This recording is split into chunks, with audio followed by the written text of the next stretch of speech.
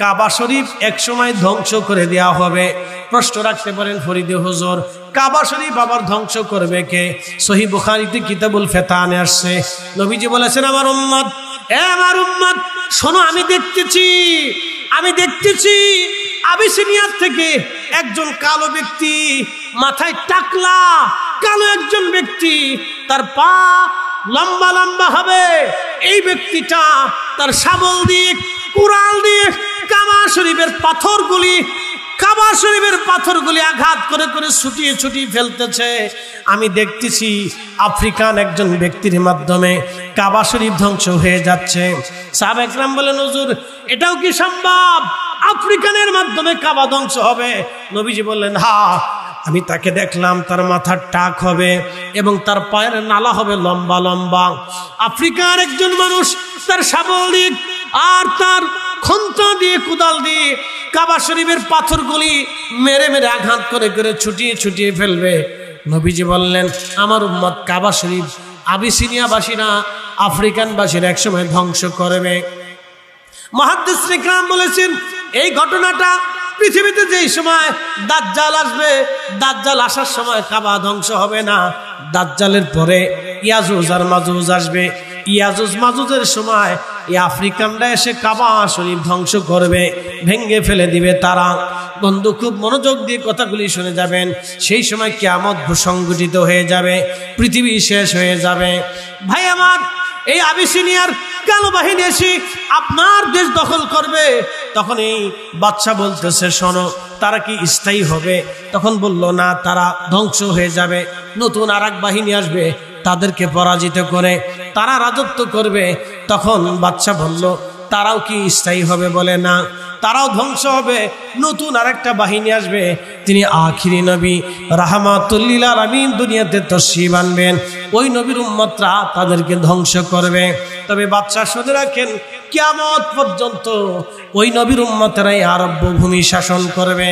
বাদশা বললেন, এরে দার্শনিক, কিয়ামত আবার কি?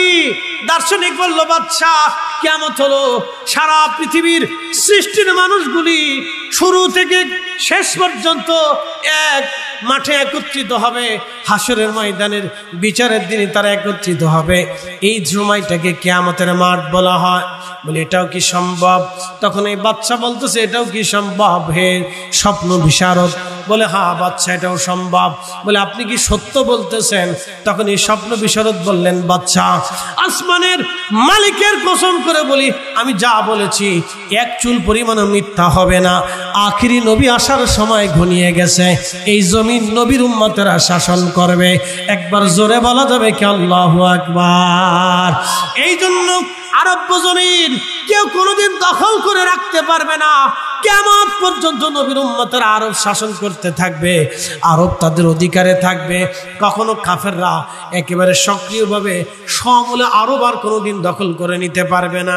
এমনকি দাজ্জাল এসেও আরব ঢুকতে পারবে না। সে মদিনা মুনওয়ারায় প্রবেশ করতে পারবে না। মদিনা ইউনিভার্সিটি আছে, যদি কোনোদিন মদিনা ভার্সিটি যান, মদিনা ভার্সিটির সামনে একটা ওয়াদি আছে, নাম ওয়াদি আল মুবারাক। এটার নাম ওয়াদি আল মুবারাক। এটাকে আর একটা নাম আছে ওয়াদি আল আকিক। এই ওয়াদির পাথর দিয়ে আকিক পাথর বানানো হয়। মাকালের ফল খাওয়া যায় না, বাহিরে দেখতে সুন্দর দেখা যায়, ভিতরে অন্ধকার, কালো, নোংরা, পচা, গান্দা। অতএব আপনার বাহিরের সৌন্দর্য পাগড়ি থাকুক আর জুব্বা থাকুক, সুন্দর পোশাক থাকুক, সুন্দর চেহারা থাকুক, সুন্দর স্বাস্থ্য থাকুক, লেখাপড়া অনেক থাকুক, কিচ্ছু যায় আসবে না। যদি অন্তরের ভিতরে ইশকে রাসূল না থাকে, ওই মুসলমানের 4 পয়সা মূল্য নাই। কথা কর, 4 পয়সা মূল্য নাই। আল্লাহর নবী হযরত আদম ডাক দিছে, শীষ শোনো, এই নবীর পরিচয় আমি তোমাকে দিচ্ছি।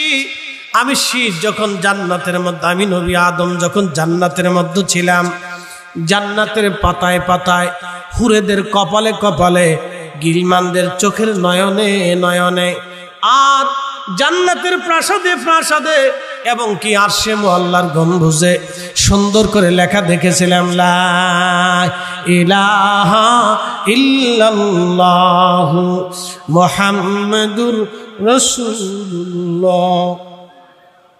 সাল্লাল্লাহু আলাইহি সাল্লাম। এই কালেমা নিয়ে আমাদের বাংলাদেশে বিরাট বড় ঝগড়া। এক শ্রেণী আছে বুকে হাত বেঁধে নামাজ পড়ে, এরা বলে এই কালেমার ভিতরে শিরিক আছে। বলে শিরিক কি? লা ইলাহা ইল্লাল্লাহর পরে মুহাম্মাদুর রাসূলুল্লাহ হবে না, এটা শিরিক। একবার জোরে বলা যাবে কি নাউজুবিল্লাহ। আমি মসজিদে নববীতে মনোযোগ দিবেন, মসজিদে নববীর ভিতরে আমি লেখা দেখলাম আল্লাহু লেখা, আল্লাহ জাল্লা শানুহু আল্লাহু লেখা আছে, আজ্জা ওয়া জাল্লা লেখা আছে, আল্লাহ নামের পরে লেখা আছে মুহাম্মাদুর রাসূলুল্লাহ সাল্লাল্লাহু আলাইহি ওয়াসাল্লাম। তারপরে লেখা আছে আবু বকর রাদিয়াল্লাহু আনহু, ওমর রাদিয়াল্লাহু আনহু, উসমান রাদিয়াল্লাহু আনহু, আলী রাদিয়াল্লাহু আনহু, ফাতেমা রাদিয়াল্লাহু আনহা, ইমাম হাসান রাদিয়াল্লাহু আন, ইমাম হুসেন রাদিয়াল্লাহু আন। এরপরে আশরে মুবাশশারার নাম, এরপরে আপনার সাহাবাঈদের নাম, এরপরে চার ইমামের নাম। ইমাম নুমান বিন সাবিত রাদিয়াল্লাহু আনহু, ইমাম আবু ইদ্রিস আশ-শাফিঈ রাদিয়াল্লাহু আনহু, ইমাম মালিক ইবনে আনাস রাদিয়াল্লাহু আনহু, ইমাম আহমদ ইবনে হাম্বল রাদিয়াল্লাহু আনহু। মসজিদে নববীর ভিতরে আমার আল্লাহর নামের পরে নবীর নাম লেখা, এইখানে শিরিক হলো না? শিরিক হয়ে গেল বাংলাদেশে। কাবা শরীফের চারপাশে যত স্ট্রাকচার দেখবেন, স্ট্রাকচারের জায়গায় জায়গায় লেখা আল্লাহু, আবার পাশে লেখা আছে মুহাম্মাদুর রাসূলুল্লাহ সাল্লাল্লাহু আলাইহি সাল্লাম। এইখানে শিরিক হলো না? শিরিক হয়ে গেল বাংলাদেশে। বন্ধু, আবার আপনি যদি চলে যান যেখানে সৌদি আরবের গর্দান কাটা হয়, সেটা হলো জেদ্দা। হযরতে আম্মা জান হাওয়া আলাইহিস সালামের মাজার জেদ্দাতে, একেবারে সাগরের পাড়ে হযরত আম্মা জান হাওয়া আলাইহিস সালামের মাজার। যদি চলে যান বিরাট বড় লম্বা মাজার। হযরতে আদম সফিউল্লাহ ছিলেন ৬০ হাত, আমাদের আম্মা জান ছিলেন মিনিমাম ৫৯ হাত। বিরাট বড় লম্বা খাবার।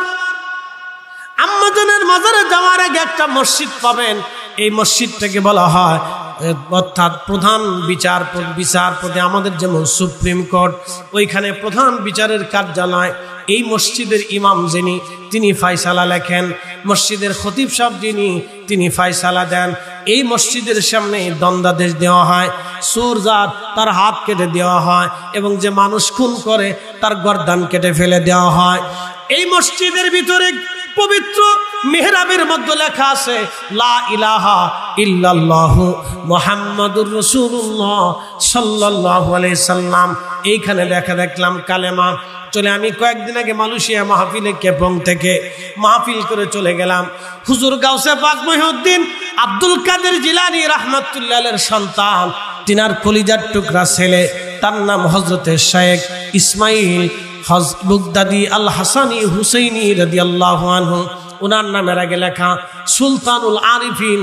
ওনার মাজারটা মালাক্কা সাগর প্রণালীর মাঝখানে একটা ছোট্ট দ্বীপের নাম পোলাও বুসারে। এই দ্বীপের ভিতরে নির্জনে আহলে বাইতে রাসূল, আওলাদে রাসূল, নবী বংশের উজ্জ্বল সন্তান হুজুর গাউসে পাকের বেটা সুলতানুল আরিফিন ইসমাইল বগদাদি আল হাসানি হুসাইনি রহিমাহুল্লাহ ঘুমিয়েছেন এই মাজারে। সেই মসজিদে চলে গেলাম। মসজিদটা প্রাচীন আমলে তৈরি করা। হুজুর আল্লাহর ওলি যে সময় এসেছিলেন, ওই দ্বীপের ভিতরে তিনি মসজিদ নির্মাণ করেছিলেন। সেই স্ট্রাকচারটা এখনো আছে। সেই মসজিদের সুন্দর করে মেহরাবের উপরে লেখা লা ইলাহা ইল্লাল্লাহু মুহাম্মাদুর রাসূলুল্লাহ সাল্লাল্লাহু আলাইহি ওয়াসাল্লাম। বন্ধু, জিয়ারত করে আসলাম হযরতে বদর শাহ আউলিয়া রাহমাতুল্লাহ আলাইহি, ওনার মাজার চট্টগ্রামে।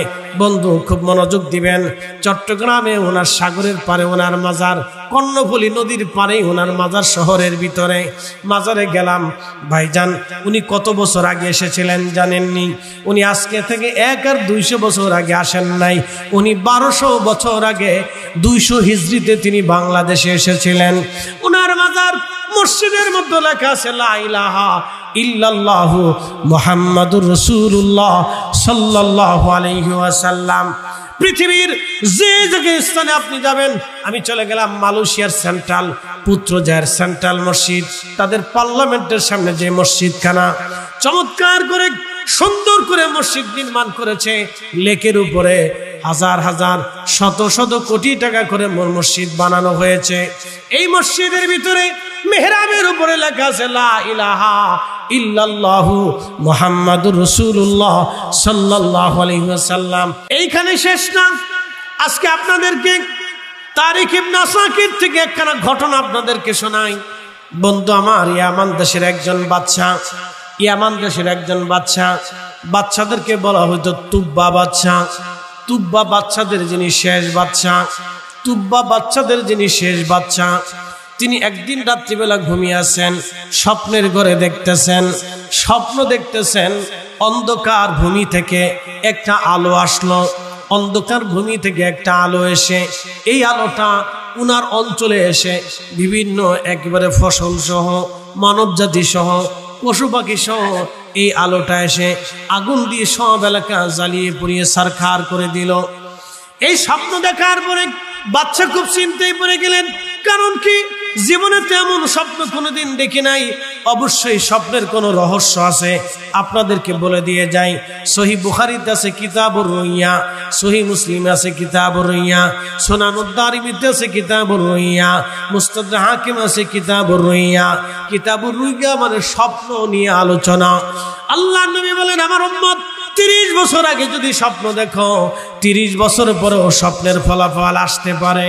হযরতে ইউসুফ আলাইহিস সালাম স্বপ্ন দেখেছিলেন 30 বছর আগে, স্বপ্নের ফলাফল এসেছিল 30 বছর পরে। হযরতে ইউসুফ স্বপ্ন দেখেছিলেন 30 বছর আগে, স্বপ্নের ফলাফল এসেছিল 30 বছর পরে। অতএব স্বপ্নকে ছোট করে দেখবেন না। বলে হুজুর স্বপ্ন তাহলে কি করব? স্বপ্নের একটা মাসালা আছে। আপনি যদি খারাপ স্বপ্ন দেখেন কারো কাছে বলবেন না, আর যদি ভালো স্বপ্ন দেখেন আপনি মানুষের কাছে বলবেন।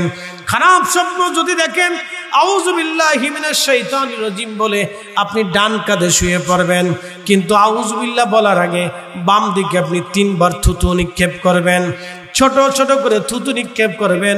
আউযু বিল্লাহি মিনাশ শাইতানির রাজিম বলে ডান কাঁধে শুয়ে পড়বেন।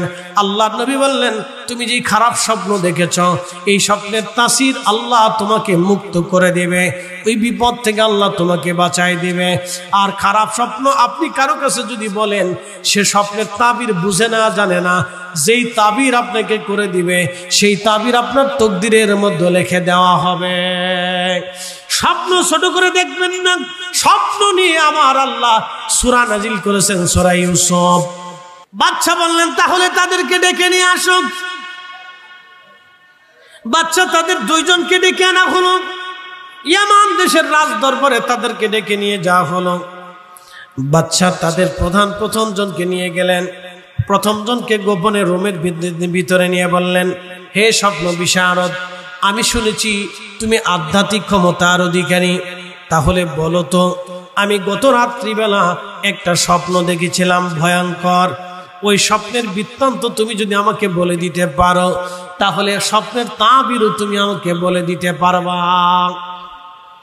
তখন ওই স্বপ্ন বিশারদ বললেন, বাদশা, হ্যাঁ, গত রাত্রে কি স্বপ্ন দেখেছেন এটা আমি বলে দিতে পারবো। বলে কেমনে বলো তো। তখন ওই স্বপ্ন বিশারদ বলতেছেন, বাদশা, গত রাত্রিবেলা আপনি স্বপ্ন দেখেছেন অন্ধকার ভূমি থেকে একটা আলো এসেছে।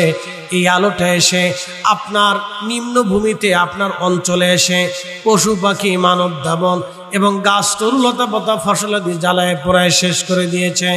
আপনি গত রাতে স্বপ্ন দেখেছেন। বাদশা বলল, হ্যাঁ হে জ্যোতিষী, তুমি তো সত্যই বলে দিয়েছ, স্বপ্ন দেখেছি।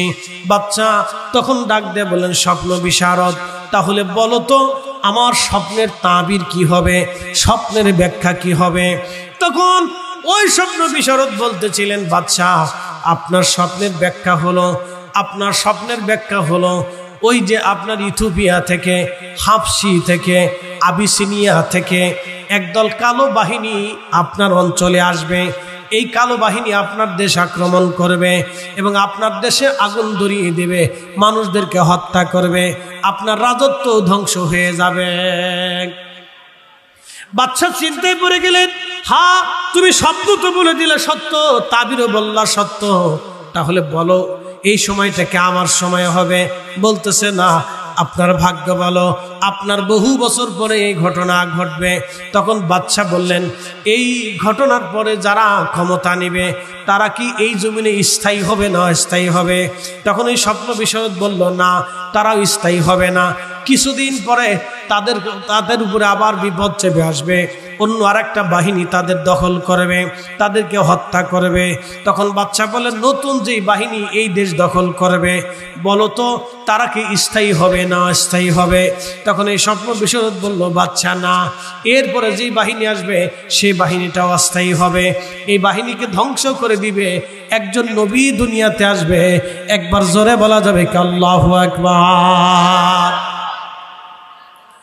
একজন নবী দুনিয়াতে আসবে, তিনি আখিরি নবী। বলে, নবী আবার কে? বলে, আল্লাহ প্রেরিত নবী, তিনি শেষ নবী। ওই নবীর পরে আর কোন নবী দুনিয়াতে আসবে না। ওই জ্যোতিষী, ওই দার্শনিক ডাক দিয়ে বলতেছে, বাদশা, একজন নবী দুনিয়াতে আসবে, তার উম্মত কর্তৃক তারা পরাজিত হবে। তখন বাদশা বললেন, তাহলে বলো তো এই জমিন স্থায়ীভাবে কারা শাসন করবে? তখন ওই দার্শনিক ডাক দিয়ে বলল, বাদশা, ওই যে আখিরি নবী আসবে, এই আখিরি নবীর উম্মতেরা কিয়ামত পর্যন্ত আরব্য ভূমি তারা শাসন করবে। তাদের শাসন থেকে কিয়ামত পর্যন্ত এই আরবের জমিন কেউ নিতে পারবে না। একবার জোরে বলা যাবে কি মারহাবা? বলতেছে দার্শনিক, তোমার ব্যাখ্যা কি সত্য? তোমার ভবিষ্যৎবাণী কি সত্য? দার্শনিক বলল, হ্যাঁ, পৃথিবীর মালিকের কসম করে বলি, সৃষ্টির মালিকের কসম করে বলি, আমি যা বলেছি এটা সত্য। আখিরি নবী খুব তাড়াতাড়ি আসবে। তখন এই স্বপ্ন বিশারদকে তার উপটোকন দিয়ে পাঠিয়ে দেওয়া হলো। আরেকজন স্বপ্ন বিশারদকে ডাকা হলো। বাদশা বললেন, দেখো, গত রাত্রিবেলা আমি যে স্বপ্ন দেখেছি, এই স্বপ্নটা কি তুমি বলতে যদি পারো, ব্যাখ্যাও তুমি বলে দিতে পারো। তখন তুব্বা বাদশাকে এই দার্শনিক বলতেছে, বাদশা, গত রাত আপনি স্বপ্ন দেখেছিলেন, এই অন্ধকার ভূমি থেকে একটা আলো এসে, আগুন এসে নিম্ন ভূমিতে এসে জ্বালিয়ে পুড়ে ছারখার করে দিয়ে যাচ্ছে, আপনার জমিন তারা অধিকার করেছে। বলে, স্বপ্নের বিষয় ব্যাখ্যাটা কি? তখন এই দার্শনিক বলতেছে, ও বাদশা, স্বপ্নের ব্যাখ্যা হলো আপনার রাজত্ব ধ্বংস হয়ে যাবে। আফ্রিকা থেকে একটা কালো বাহিনী আসবে, তারা এই জমিন ধ্বংস করে দিবে, এই জমিন ধ্বংস করে দিবে। তবে শুনে রাখেন একটা কথা, 1500 বছর আগে রহমতের নবী, এই সময় 1500 বছর আগে, কত বছর? 1500 বছর আগে প্রিয় নবীজি আজকে রাত রজনীতে সুবহে সাদিকের সময় আল্লাহ তার রসুলকে এই ধরাধামে আমাদের জন্য আল্লাহ পাঠিয়েছিলেন। অতএব এই যে ভৈরবের ফাতেহা মাহফিল, বিশেষ করে দিন আসার আগে রাতের এই মাহফিল, ঐতিহ্যটা ধরে রাখা হয়েছে। অত্যন্ত দামি এবং খুব মূল্যবান। নবী আসবেন যুগে যুগে যুগে যুগে। সব নবীদের ভিতরে আমার নবীর জীবনের চর্চা ছিল। সব নবীরাই সুসংবাদ দিত, শুনছো আমার উম্মতেরা, আমার কালেমা তো তোমরা পড়লা। আদম সফিউল্লাহ সংবাদ দিল, আমার কালেমা তো পড়লা, কিন্তু শোনো, আমার পরে আমার বংশধারায় একজন নবী শেষে আসবে, তিনি সমস্ত নবীদের ইমাম হবে, সাইয়্যেদ হবে। আদম সফিউল্লাহ পৃথিবী থেকে দরাদম থেকে ইন্তেকাল করবেন। ঠিক এমন সময় আদম আলাইহিস সালাম, তার বেটা নবী হযরত শীশ আলাইহিস সালাম, তিনি বাবার পাশে বসে আছেন। আল্লাহর নবী আদম বললেন, বেটা শীশ, আমার সময় ঘনিয়ে গেছে, আমি আল্লাহর দরবারের দিকে ফিরে চলে যাচ্ছি। শীষ রে, দুনিয়াতে তোমাকে নবী হিসেবে রেখে গেলাম, তবে বেটা শীষ, একটা জিকির তুমি বেশি বেশি করবা, লা ইলাহা ইল্লাল্লাহ, লা ইলাহা ইল্লাল্লাহ। এই জিকিরটা তুমি বেশি বেশি করে আদায় করবা। শীষ, শুনে রাখো, এই জিকিরের পরে তুমি আর একটা শব্দ এই জিকিরের সাথে যোগ করবা, মুহাম্মাদুর রাসূলুল্লাহ। আমার সাথে পড়েন, মুহাম্মাদুর রাসূলুল্লাহ সাল্লাল্লাহু আলাইহি ওয়াসাল্লাম। নবী হযরতে শীষ ডাক দিলেন, আব্বাজান লা ইলাহা ইল্লাল্লাহ তো বুঝলাম, আফজালুজ জিকির সর্বোত্তম জিকির লা ইলাহা ইল্লাল্লাহ বুঝলাম, কিন্তু বাবা গো মুহাম্মাদুর রাসূলুল্লাহ আবার কে? তখন আদম আলাইহিস সালাম বললেন, বেটারে তুমি শোনো, এই মুহাম্মাদুর রাসূলুল্লাহকে তোমার পরিচয় দিয়ে যাই। আল্লাহ তামাম সৃষ্টিকে সৃষ্টি করার আগে, তামাম কুল কায়নাতকে সৃষ্টি করার আগে আমার রব আমার আল্লাহ নূরে মুহাম্মাদি সৃষ্টি করলেন। নূরে মুহাম্মাদি সৃষ্টি করার পরে এই নূরে মুহাম্মাদির ভিতরে জিকিরের আওয়াজ আসলো, লা ইলাহা ইল্লাল্লাহ। একসাথে বলেন লা ইলাহা ইল্লাল্লাহ। নূরে মুহাম্মাদি এবং আল্লাহ একসাথে বলবেন আল্লাহু আকবার। আদম সফিউল্লাহ ডাক দিলেন, শীষ আল্লাহ এবং তার নবী সৃষ্টির ভিতরে আর কেউ নাই, কিচ্ছু নাই, আল্লাহ এবং নবী, আল্লাহ এবং নবী নূরে মুহাম্মাদি আল্লাহ জিকির করে। কত বছর জিকির হলো? হাজার হাজার কোটি কোটি বছর নূরে মুহাম্মাদি আল্লাহ জিকির করলো। একসাথে বলা যাবে কি ইয়া রাসূলুল্লাহ? এই জন্য আল্লাহ বললেন, কুল ইন্না সলাতি ওয়া নুসুকি ওয়া মাহইয়ায়া ওয়া মামাতি লিল্লাহি রাব্বিল আলামিন লা শারীকা লাহু ওয়া বিযালিকা উমিরতু ওয়া আনা আউয়ালুল মুসলিমিন।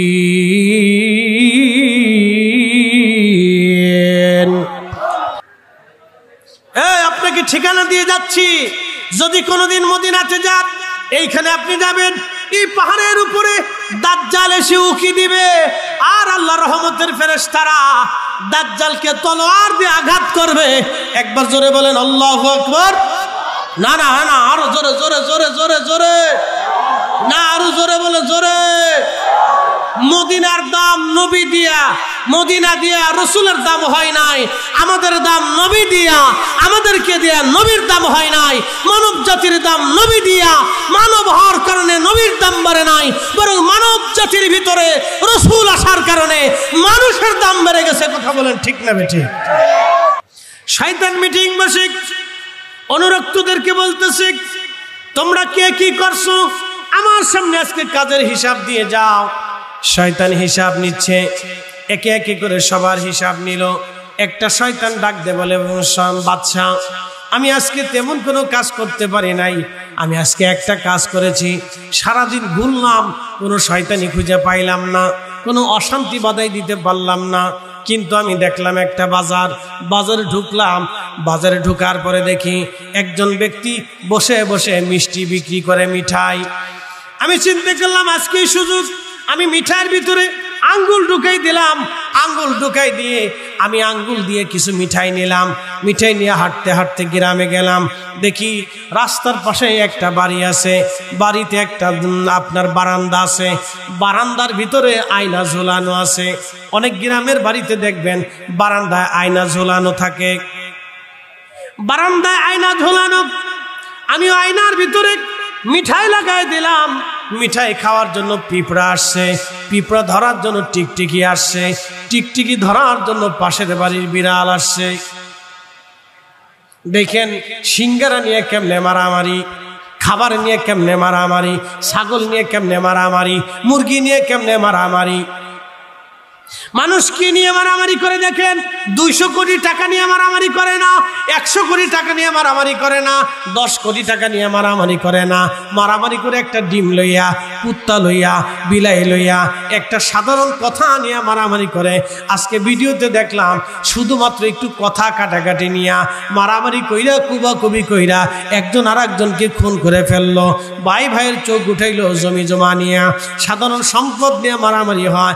শয়তান বলতেছে, উস্তাদ আজকে একটা কাজ করেছি, মিঠাই লাগাই দিলাম আয়নায়, মিঠাই খাওয়ার জন্য পিঁপড়া আসছে, পিঁপড়া ধরার জন্য টিকটিকি আসছে, টিকটিকি ধরার জন্য বিড়াল আসছে, বিড়াল এসে টিকটিকিরে লাফ দিয়ে থাবা দিয়েছে, টিকটিকি উপরেছে, বিড়ালের থাবার কারণে টিকটিকির সাথে আয়নাও পরে ভেঙে গেছে।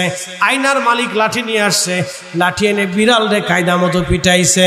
বিড়ালের মালিক লাঠি নিয়ে আসছে, তুই আমার বিড়াল মাল্লিকা, আর বিড়ালের মালিক কয় তুই আমার বিড়াল মাল্লিকা।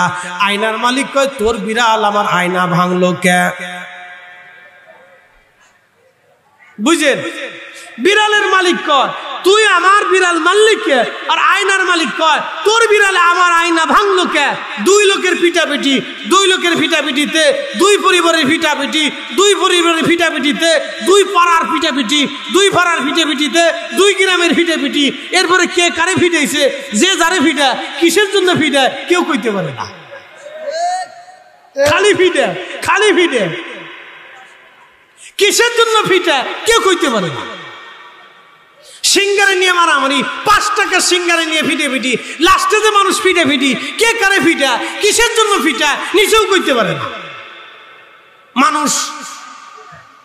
একসাথে বলেন কি মানুষ? তাহলে বলেন আমরা কি মানুষ হইতে পারছি?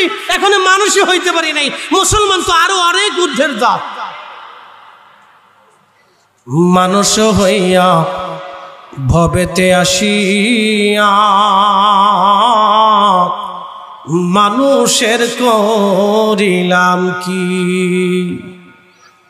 আমি নবী না মানিলাম কি যে ভুল করিলাম, নবী না মানিলাম কি যে ভুল করিলাম, ভস্মে ঢালিলাম ঘি। মানুষ হইয়া ভবেতে আসিয়া মানুষের করিলাম কি? বন্ধু মনোযোগ দিবেন, আমরা আসলে মানুষ হইতে পারছি কিনা? আপনি যদি ইউরোপে যান, আমেরিকাতে যান, দেখবেন তারা অন্ধ মানুষকে তারা রাস্তা পার করে দেওয়ার জন্য তাদের পুলিশ শত শত গাড়ি দাঁড় করাইয়া অন্ধকে পার করে দেয়। তাদের দেশের অন্ধের যে মানুষের মর্যাদা আছে, আমাদের দেশের কোটিপতিরও সেই মর্যাদা নাই। তাদের দেশে অন্ধ মানুষের যে মর্যাদা দেয় রাষ্ট্র, আমার দেশের কোটিপতিরও সেই মর্যাদা রাষ্ট্রে নাই, মানুষের কাছে নাই। অথচ আমরা কালমা পড়নেওয়ালা মানুষ। আপনি আমেরিকায় চলে যান, খাওয়ার আগে মদ, খাওয়ার পরে মদ। ইউরোপে চলে যান, খাওয়ার আগে মদ, খাওয়ার পরে মদ। অস্ট্রেলিয়া চলে যান, খাওয়ার আগে মদ, খাওয়ার পরে মদ। চায়না, জাপানে, কোরিয়াতে চলে যান, থাইল্যান্ডে খাওয়ার আগে মদ, খাওয়ার পরে মদ। মদ খাওয়া জাতি উন্নত হয়ে গেল, অথচ কালেমা পণ্য বলা জাতি এখন আমরা মারামারি করি। কি একটা অবস্থা! আমরা রসুলের শানে যখন মিলাদুন নবী পালন করি, অন্যজন আসে বাধা দেওয়ার জন্য। আমরা যখন আনন্দ মিছিল বের করি, তখন আরেকজন আসে লাঠি সোটা নিয়ে মারার জন্য। এরাও বলে আবার মানুষ। কথা কন না কে? এরাও বলে মানুষ। আমরা রসুলের আগমনে জুলুস বের করেছি, আরেক দল আসছে লাঠি সোটা নিয়ে মারার জন্য। এরাও বলে মানুষ। আবার ঠিকই তারা শুকরানা মাহফিল বের করলে তখন এটা জায়েজ হয়ে যায়। তারা আনন্দ মিছিল করলে, এটা র্যালি হয়ে গেলে আনন্দ মিছিল করলে তখন জায়েজ হয়ে যায়। এরপরে নিজেদের বেলা হালাল হয়ে যায়, আর রসুলের বেলায় আসলে হারাম হয়ে যায়। তারাও আবার মানুষ। কথা বুঝেন নাই মনে হয়?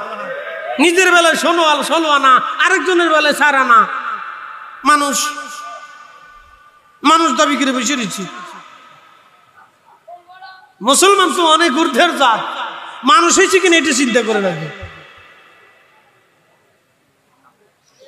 ভৈরববাসী খুব মনোযোগের সাথে কথাগুলি শুনবেন। রাহমাতুল লিল আলামিন নবীজি 63 বছর দুনিয়াতে জীবন যাপন করেছেন। 63 বছরে আল্লাহর নবী কালেমার দাওয়াত দিয়েছেন। মদিনাতে ইহুদিরা ছিল, মদিনাতে পত্তলিক ছিল, মদিনাতে খ্রিস্টানেরা ছিল। আল্লাহর নবী ওই মদিনাতেই ছিলেন। কোনদিন নবীজি খ্রিস্টানদেরকে ধরে এনে পিটাইয়া বলেন নাই, খ্রিস্টান কালেমা যদি না পড়িস তাহলে আমার মদিনায় তোরা থাকতে পারবি না। বলছে? এই আমার দিকে তাকায় বলেন, বলছে? না না, জোরে বলেন, বলছে? হযরত ওমরের রাজত্ব সীমা কত দূর বলি আজকে আপনাদের। পৃথিবীর বিরাট একটা অংশের খলিফা ছিলেন হযরত ওমর রাদিয়াল্লাহু তাআলা আনহু। ওনার রাজত্ব সীমার ভিতরে খ্রিস্টান ছিল, মাজুসি ছিল, পত্তলিক ছিল। হযরত ওমর রাদিয়াল্লাহু আনহু খলিফা, রানিং খলিফা, তাও খলিফাতুল মুসলিমিন কোনোদিন কোনো খ্রিস্টানকে ধরে নিয়ে আসে নাই, এ খ্রিস্টান আমার মিল্লাতের ভিতরে তোমরা থাকতে পারবা না, কালেমা না পড়লে টিকতে দেব না। কোনোদিন হযরত ওমর ধরেন নাই, আবু বকর ধরেন নাই, ওমর ধরেন নাই, উসমান ধরেন নাই, আলী ধরেন নাই। অন্য ধর্মের মানুষের ধরে এনে জোর করে ইসলাম পড়ান নাই, কালেমা পড়ান নাই, পিটান নাই, মারেন নাই, সুযোগ সুবিধা থেকে বঞ্চিত করেন নাই।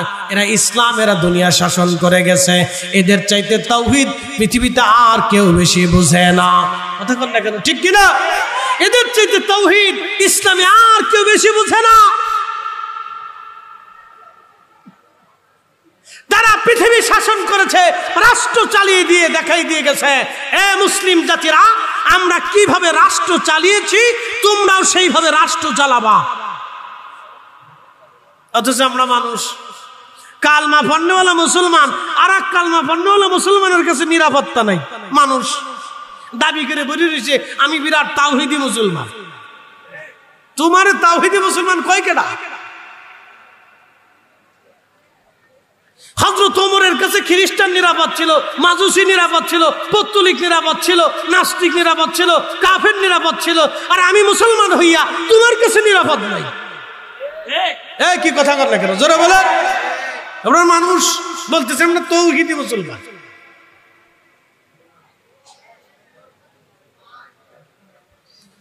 প্রিয় ভাই আব্বাসী, মনোযোগের সাথে শুনবেন। রহমতের নবী দুনিয়াতে আসলেন, আল্লাহর নবীর দরজায় মসজিদে নববীতে এক কাফের আসছে।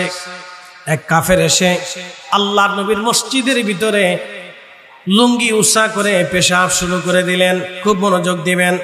এক কাফের আসছে, কাফের এসে মসজিদে নববীর ভিতরে দাঁড়াইলেন, দাঁড়ায় পেশাব শুরু করলেন। একটু চিন্তা করেন, মসজিদে নববী, যে মসজিদে এক রাকাত নামাজ পড়লে 50,000 রাকাতের সওয়াব হয়ে যায়। হাজী সাহেবরা যারা তারা মসজিদে নববীতে গিয়েছেন, একটা জায়গা আছে, এই জায়গার নাম রিয়াজুল জান্নাহ। নবীজির রওজা শরীফ থেকে মিম্বর শরীফ পর্যন্ত রিয়াজুল জান্নাহ, রওজাতুম মিন রিয়াজিল জান্নাহ, আল্লাহর বেহেশতের টুকরা। এইখানে কেউ যদি নামাজ পড়ে তাহলে সে মনে রাখবে আমি জান্নাতে নামাজ পড়েছি। এইখানে কেউ যদি দোয়া করে তাহলে সে যেন ভাবে আমি জান্নাতে দোয়া করেছি। এইখানে কেউ যদি ইবাদত করে তাহলে সে যেন ভাবে আমি খোদার জান্নাতের মধ্যে বসে বসে ইবাদত করেছি। শোনেন ভৈরববাসী, ভালো করে শুনে যান। আপনি তো এখানে বসছেন, আপনার কারণে এই মজলিসের দাম বাড়ে নাই, বরং মজলিসের কারণে আপনার দাম বেড়েছে। আর এই মজলিস আমার রসুলের কারণে মজলিসের দাম বাড়ছে। কথা কন না কেন? মজলিসের কারণে আমাদের দাম বাড়ছে, মার রসুলের কারণে মজলিসের দাম বাড়ছে। ভালো করে সূত্র মনে রাখবেন, a square plus b square. যদি ভুল করেন কলম শেষ হবে, খাতা শেষ হবে, মাগার অঙ্ক কোনোদিন মিলবে না। আপনার হায়াতও শেষ হবে, অঙ্ক মিলাইতে পারবেন না। আর সূত্র যদি ঠিক থাকে তাহলে মাত্র 2 মিনিটই শেষ। 2 মিনিটে শেষ। শোনেন, আপনাদেরকে বলে দিয়ে যায়, সূত্র মিলাইয়া পারমাণবিক বোমা তৈরি করা হয়, তার নাম হচ্ছে ইউরেনিয়াম। একটা পারমাণবিক বোমা তৈরি করতে 100 টাকা ইউরেনিয়াম যথেষ্ট। 100 টাকা, এক চিমটি বুঝেন? চিমটি লবণ উঠায় না, এই এক চিমটি লবণে যতটুকুন থাকে এই এতটুকুন ইউরেনিয়াম দিয়ে একটা পারমাণবিক বোমা বানানো যায়। আর একটা বোমা বাংলাদেশে ছেড়ে দিলে 18 কোটি শেষ। মনোযোগ দিয়ে ভালো করে শুনে যাবেন, তার নাম ইউরেনিয়াম। এই ইউরেনিয়ামের ভিতরে এই আশ্চর্য ক্ষমতা দিছে কে? না, জবান বন্ধ রাখবেন না, একসাথে বলেন দিছে কে? না, জোরে বলেন দিছে কে? আমার রসুলকে নবুয়তের পাওয়ার দিছে কে? মক্কায় দাঁড়াইয়া হাতের ইশারা করলেন, চাঁদ দ্বিখণ্ডিত হয়ে গেল, ক্ষমতা দিছে কে? একসাথে বলেন দিছে কে? জোরে বলেন দিছে কে? আজকের মাহফিল আমার নবী দেখে ক্ষমতা দিছে কে? ছোট্ট ইউরেনিয়াম দিয়ে যদি একটা দেশ ধ্বংস করে দেওয়া যায়, তাহলে আপনি বুঝেন তো রাসূল কারীমের ইশারায় পৃথিবী ধ্বংস হয়ে যেতে পারে। কথা বল না, ঠিক কিনা? আপনাদের এটা বুঝাবো কেমনে? যে বুঝে না তার 1000 বছর দলিল দিলেও বুঝবে না। ইউরেনিয়াম 100টা, মাত্র 1 চিমটি ইউরেনিয়ামে একটা দেশ শেষ। বলে ইউরেনিয়ামটা এনে যদি আপনি পানির ভিতরে বাজায় খেয়ে ফেলেন তো কাজ হবে না। এই ইউরেনিয়ামটা একটা প্রক্রিয়া করে সূত্রের ভিতরে ফেলাইয়া বিজ্ঞানীরা একটা বোমা তৈরি করছে। এই জন্য সবকিছুর সূত্র আছে, নামাজের সূত্র আছে। আপনি জোহরের নামাজ, আসরের নামাজ ফজর রাখতে বললে হবে না, ফজরেরটা ফজরের সময় পড়তে হবে। ও মিয়া, রাসূলের মিলাদ, মিলাদের মাহফিল এটা অন্য মাসে করলে বরকত হয় না, নবীর আগমনের মাসে করলে বেশি বরকত হয়। কথা বল না, ঠিক কিনা? এই আমার দিকে তাকান, ভালো করে বুঝে যাবেন। রমজান মাসের রোজা এখন রাখলে হবে না? জোরে বলেন না, জোরে বলেন, জোরে বলেন, হবে? রমজানের রোজা এখন রাখলে হবে? কুরবানির জিলহজের কুরবানি এটা কি ফিতরের সময় দিলে হবে? ঈদুল ফিতর কি কুরবানির সময় আদায় করলে হবে? তো মিলাদুন নবীর মাসে মিলাদুন নবীর হক আদায় করতে হবে। কথা কন না কা? এই সময়টা সময় করতে হবে। আপনি সূত্রে ভুল করলে কাজ হবে না। সময়টা সময় করতে হয়, যে সময়ের কাজ সে সময় করতে হয়, যে সময় ইবাদত সেই সময় করতে হয়, যে সময় কাজ সময় যদি করতে না পারেন তাহলে জীবন ব্যর্থ হয়ে যাবে।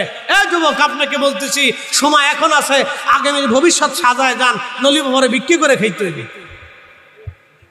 নাহলে চুরি করতে হইব, নাহলে ডাকাতি করতে হবো, নাহলে আপনাকে স্ত্রীর সামনে হ্যায় হতে হবে, নাহলে সন্তানের সামনে লাঞ্ছিত হতে হবে। এই জন্য সময়ের কাজ সময় করে যান। খালি ফট্টন চুয়ে রাস্তা বেরো ঘুরেন না। উন্নত বিশ্বের দিকে যায় দেখেন, আমাদের উন্নত বিশ্বের যুবকরা 1 সেকেন্ড সময় নষ্ট করে না, তারা কাজে লাগায়, কাজে লাগায়, কাজে লাগায়। মাকালের ফল দেখতে ভালো, উপরে লাল নীল ভিতরে কালো। মাকালের ফল দেখতে ভালো, উপরে লাল নীল ভিতরে কালো। সারা জীবন এমনি গেল দয়াল, সারা জীবন এমনি গেল, খাইতে আমরা পারলাম না। যার ভিতরে নাই রাসূলের প্রেম, তার সাথে ভাব কইরো না। এই আস্তে কোন কেন, জোরে বলেন। যার সাথে নাই রাসূলের প্রেম, তার সাথে ভাব কইরো না। নূরে মুহাম্মাদিয়ার আল্লাহ, আল্লাহ ডাক দিলেন, হাবিব বলেন, কুল, আপনি বলে দেন, ইন্না সলাতি, সালাত আমি আল্লাহর জন্য, ওয়া নুসুকি, কুরবানি আমি আল্লাহর জন্য। বলেন তো নামাজ কয়জনে আল্লাহর জন্য আদায় করে? সবাই নামাজ আল্লাহর জন্য আদায় করে না। কেউ আছে সামাজিক নামাজ, কেউ আছে বিপদের নামাজ, কেউ আছে মানুষ দেখানো নামাজ, কেউ আছে বিআই নামাজ, কেউ আছে আপনার রাষ্ট্রীয় নামাজ। বলে হুজুর রাষ্ট্রীয় নামাজ কি? আমাদের প্রধান উপদেষ্টা যিনি ডক্টর ইউনূস সাহেব, তিনি গত তারিখে ঈদের নামাজ পড়েছেন। এটা রাষ্ট্রীয় ঈদের নামাজ পড়েছেন। বুঝতে পারতেছেন ভাই? কিছু বলার কিছু নাই। উনি হয়তো অতটা নামাজের প্রতি গুরুত্ব নাই, উনি আদার্স ইকোনমিক্সের উপরে, অর্থনীতির উপরে ওনার মেধাবালা, কিন্তু নামাজের উপরে ওনার কোনো মেধা নাই। যার কারণে সবাই ভুল না করলেও উনি প্রধান উপদেষ্টা হওয়ার পরও ভুল করে ফেলছে। তার মানে এটা হলো রাষ্ট্রীয় নামাজ।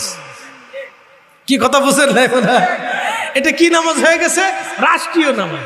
আর এক নামাজ আছে সামাজিক নামাজ। বলে সামাজিক নামাজ কি? বিচার সালিশে সবাই ভৈরবের নেতৃস্থানীয় লোকজন বিচারে বসছে, চিন্তা করলো এখন ইমাম সাহেব বলতেছে, হুজুর এই সময় আসেন, নামাজের জোহরের আজান পড়ছে, নামাজটা পড়ে আসি। এরকম কিছু বিচার সালিশে বসে লোক, এরা পেশাব করে পানি টানি লয় না। এরকম কিছু লোক আছে কিনা? পেশাব করে কি লয় না? পানি লয় না। তো হেবেটা চিন্তা করে, অহন যদি নামাজে না যায় তো আমার ইজ্জত শেষ। হাতেই নামাজে গেছে, তার ইজ্জতের লাগা, নামাজের লাগে গেছে না। বন্ধু, এই জন্য এটার নাম দিছি সামাজিক নামাজ। আর এক নামাজ আছে বিআই নামাজ। এটা আবার কোন নামাজ? বিআই বাড়ি নতুন গেছে, এখন বিআই ডাক দিয়ে বলতেছে, বিআই আসে না, এই আমার মসজিদ খুব বালা, খুব সুন্দর করে মসজিদ বানিয়েছি, আজান করছে, নামাজটা পড়ি আসি। তখন বিয়াই চিন্তা করলো উপর হয়ে তো পশ্চিম দিকে কোনো সময় পড়ি না, অন বিয়াই বাইতেছি, নামাজ যদি না পড়ি তো বিয়াই কি করবে? এটার নাম হচ্ছে বিয়াই নামাজ। আর একটা নামাজ হচ্ছে ঠেলার নামাজ। বলে ঠেলার নামাজ কি? সৌদি আরবে অনেকে নামাজ পড়ে, নামাজ না পড়লে পুলিশে জরিমানা ধরবে, নামাজ পড়লে জরিমানা মাফ, না পড়লে জরিমানা দিতে হবে। এটার নাম দিয়েছি ঠেলার নামাজ। কথা কন না কে? না আসতে কন না কে? জোরে বলেন। এই জন্য আল্লাহ বলেন কুল, হুজুর আপনি বলে দেন ইন্না সালাতি, শুধু সালাত আমি আল্লাহর জন্য হবে। একসাথে বলেন কার জন্য? কার জন্য? আল্লাহর জন্য। আজকের ফাতিহায় রাত 3টে পর্যন্ত আপনারা বসে আছেন সিন্নির জন্য। ডরাই ডরাই করতেছেন মনে হইতেছে। একসাথে বলেন সিন্নির জন্য। কিসের জন্য? আল্লাহর জন্য। জোরে বলেন কিসের জন্য? আল্লাহ তার নবীর জন্য। কথা কোন ঠিক কিনা? এই জন্য বসে রয়েছেন। সিন্নি আপনারা পরে আইলেও পাবেন, আগে হইলেও পাবেন। তবে হ্যাঁ, কিছু লোক লাস্টে আইব, এটা সত্য। কি কথা কোন দেখা? কিছু লোক লাস্টে আইব, অসুবিধা নেই। আমরা দাওয়াত দিলাম, বাপ তুই দোয়া খেলাম, না না পাই সিন্নি তো পাবি, একটু তো পাবি।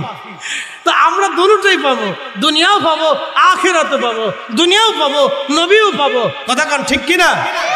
মাকালের ফল দেখতে ভালো, উপরে লাল নীল, ভিতরে কালো। মাকাল ফল দেখছেন নি আপনারা? দেখেন নাই? মাকাল ফল, আরে কি বদনসিব আপনাদের, মাকালের ফল জীবনে দেখেন নাই। এটা বাইরে দেখতে চমৎকার দেখা যায়, কিন্তু ভিতরে কালো কালো কালো, গন্ধ গন্ধ, দুর্গন্ধ। বাহিরে চমৎকার দেখা যায়। মাকালের ফল দেখতে ভালো, উপরে লাল নীল, ভিতরে কালো।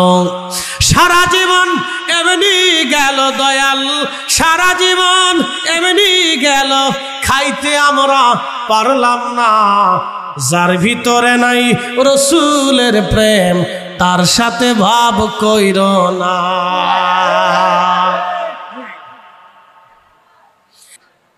একসাথে বলবেন না মারহাবা? স্বপ্নকে কেন্দ্র করে হযরত ইউসুফ আলাইহিস সালামের ঘটনা শুরু হয়েছিল। এই জন্য সূরা ইউসুফ কিন্তু স্বপ্নকে কেন্দ্র করে। অতএব স্বপ্ন ছোট করে দেখবেন না। পৃথিবীর সব হাদিসের কিতাবে কিতাবুর রুইয়া আছে, স্বপ্নের অধ্যায় আছে। এই স্বপ্নকে ছোট করে দেখা যাবে না। তো বাদশাহ স্বপ্ন দেখছে নিম্নভূমি থেকে, একটা অন্ধকার ভূমি থেকে আলো আসছে। এই আলো এসে ওনার দেশ জ্বালিয়ে পুড়িয়ে একবারে সারখার করে দিচ্ছে। এই ভয়ঙ্কর স্বপ্ন দেখার পরে বাদশাহ তুব্বা চিন্তা করলেন, হায় হায় আমার কি হবে? আমি তো একটা কঠিন স্বপ্ন দেখছি, তাহলে কি করা যায়? তখন সভাসদ যারা ছিলেন, জ্ঞানী গুণী দার্শনিক যারা ছিলেন, তাদের সবাইকে ডেকে বললেন, আমি কালকে রাত একটা স্বপ্ন দেখেছি। আমি যে কি স্বপ্ন দেখেছি এটা কি তোমরা বলতে পারবে? তখন স্বপ্ন বিশারদরা বলল, বাদশাহ আপনি কি স্বপ্ন দেখেছেন এটা আমরা কি করে বলবো? তখন বাদশাহ বললেন, তাহলে তোমরা তাবির ঠিক মতো করতে পারবে না, কারণ আমি কি স্বপ্ন দেখেছি এটা যদি তোমরা বলে দিতে পারো তাহলে তাবিরও তোমাদের বলে দিতে পারবে। যেহেতু তোমরা বলতে পারবে না, তোমাদের কাছ থেকে আমি তাবির নেব না। তাহলে বলো তো স্বপ্ন বিশারদ পৃথিবীতে কে আছে? তাকে খুব দরকার। তখন ইয়ামানবাসীরা বলল, বাদশাহ আমাদের ইয়ামানে 2 জন ব্যক্তি আছে যারা খুব আধ্যাত্মিক শক্তির অধিকারী, তারা আপনার স্বপ্নের কথা বলে দিতে পারে। শোনেন, এই ওয়াদির পাথর দিয়ে আকিক পাথর বানানো হয়। আকিক পাথর, নবীজি সেই পাথর হাতে দিয়ে আংটি ব্যবহার করতেন, আকিক পাথর ব্যবহার করতেন। এটাকে বলা হয় ওয়াদিল মুবারক। বুখারীতে আসছে ওয়াদিল মুবারক, উপত্যকাময় মুবারকময় উপত্যকা। এই মুবারক, এই উপত্যকার পানি খুব বরকতময় পানি। আল্লাহর নবী বলেছেন এটা মুবারকময় উপত্যকা। এই মুবারকময় উপত্যকার আরেকটা নাম হচ্ছে ওয়াদিল আকিক। এটা মদিনা ইউনিভার্সিটির একবারে সামনেই আছে। মদিনা ইউনিভার্সিটি পার হলেই মদিনার হাউদের শেষ সীমানা। মদিনার হাউদের শেষ সীমানা পার হলেই অনেক পাহাড় পাবেন, শুধু পাহাড় আর পাহাড়। এই পাহাড়ের উপরে সৌদির বাদশা একটা প্রাসাদ নির্মাণ করছে। এই পাহাড়ের পাদদেশ পর্যন্ত দাজ্জাল যে উকি দিবে। তাহলে এই মানুষের কোনো দাম আছে? কি দাম আছে? বলে এই মানুষ পশুর আচরণ করে, পশুর মতো তাদের চরিত্র। বলে হুজুর সেটা আবার কেমন? কয়েকদিন আগে দেখলাম বরিশালে এক ভাই আর এক ভাইয়ের চোখ উঠাইতেছে, জমি নিয়ে ঝগড়া নিয়ে এক ভাই আর এক ভাইয়ের চোখ নষ্ট করে দিল। তার মানে বুঝতে পারতেছেন, আপনি দেখেন বিড়ালে বিড়ালে মারামারি হয়, কিন্তু এক বিড়াল আর এক বিড়ালে খুন করে না। কুকুরে কুকুরে মারামারি হয়, এক কুকুর আর এক কুকুরকে খুন করে না। গরু গরু মারামারি করে, এক গরু আর এক গরুকে খুন করে না। মোরগে মোরগে লড়াই হয়, এক মোরগ আর এক মোরগকে খুন করে না। কিন্তু মানুষে মানুষে লড়াই হয়, এক মানুষ আর এক মানুষকে হত্যা করে। তার মানে বোঝা গেল মানুষ পশুর চাইতেও নিকৃষ্ট, অধম। কোথাকার ঠিক না বেঠে? এই জন্য মানব জাতির ভিতরে নবী এসেছিলেন বিদায় মানুষের দাম বাড়ছে, নতুবা মানুষের 4 পয়সা মূল্য নাই। মানুষের 4 পয়সা মূল্য নাই। বলে ফরিদে হুজুর সেটা আবার কেমন? আপনাদেরকে আরেকটু উপমা দিয়ে বোঝাই। আমাদের দেশে কুকুর আছে কিনা নাই? কুকুর, আচ্ছা বলেন তো, কুকুরকে আপনারা কি খাবার দেন? সকালে তার জন্য কি বাজেট আছে? মুরগি ফেরাই না, দুপুরবেলা আপনার কালা ভুনা না, রাত্রিবেলা তুন্দুল রুটি না, এবং মাস শেষে বেতন না।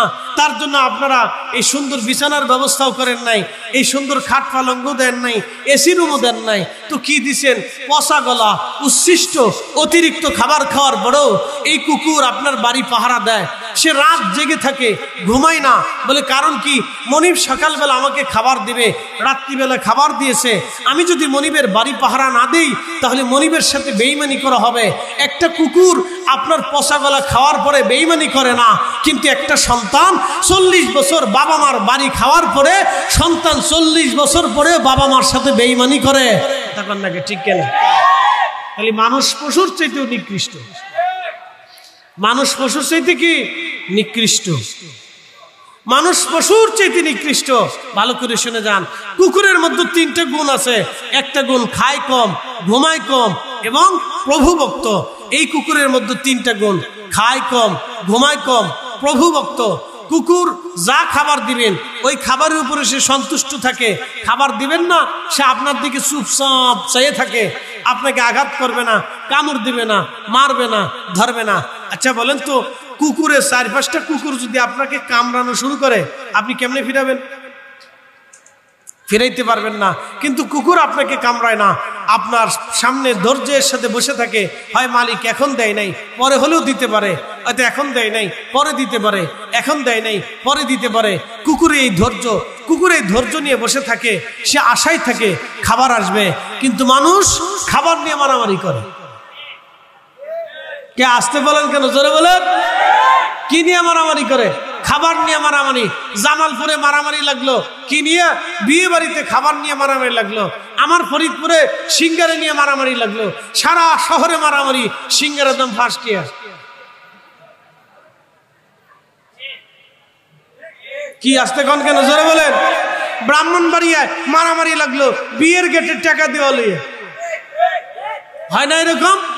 বহু বিয়ের অনুষ্ঠান ভেঙে যায় এইগুলি নিয়ে। খাবার কম দিছে কে? গরুর গোশ কম দিল কে? দাওয়াত দিলি কে? বিয়ে আমরা কি বরযাত্রী চিন্তা করে আমার ফুলা কি ভাইসে আসছেনি, মায়ের বংশধর চিন্তা করে আমার মায়ে কি তোমার কাছে বিক্রি করে দিছিনি, এই নিয়ে লাগে বিরাট যুদ্ধ লেগে গেল। বিয়ের অনুষ্ঠান হবে পবিত্র কাজ, এইখানে লাগে ঝগড়া, মারামারি, লাফালাফি, ঠেলাঠেলি, গুতাগুতি, তারপরে তো আরো কঠিন অবস্থা। এগুলি বলে লাভ নাই। আপনাদেরকে বুঝায় শয়তান কিভাবে অশান্তি সৃষ্টি করে, ফাসাদ সৃষ্টি করে। শয়তান একদিন সাগরের ভিতরে মিটিং করছে। শয়তানের আস্তানা কোথায় জানেননি আপনারা? আটলান্টিক মহাসাগরের গভীরে, যেখানে মানুষ যাইতে পারে না। হ্যাঁ, আটলান্টিক মহাসাগরের গভীরে হচ্ছে শয়তানের সিংহাসন। এখানে শয়তান মিটিং বসে। তার সমস্ত অনুচর, সৈন্য সামন্ত, অনুরক্ত ভক্ত যারা আছে সব নিয়ে শয়তান মিটিং করে। এই যুবকরা, এই বাচ্চা কাচ্চারা, এই শয়তানের মিটিং শুনে যাও। এখানে শয়তানের মিটিং চলতেছে। বাপ রে বাপ, কথা বলো না। শয়তানের মিটিং কেমনে হয়? তোমরা এখন পাইলেও পাবা, পরে পাইলেও পাবা। ধৈর্য ধরলে সবই পাবা, আর ধৈর্য না ধরলে খালি তাবারুক পাবা, বাকিটা পাবা না। ধৈর্য ধরলে সব পাবা। একসাথে কোন আল্লাহু আকবার। মনোযোগ দেন। শয়তান মিটিং করছে। আমরা সময় কাজে লাগাই না, তারা সময় কাজে লাগায়।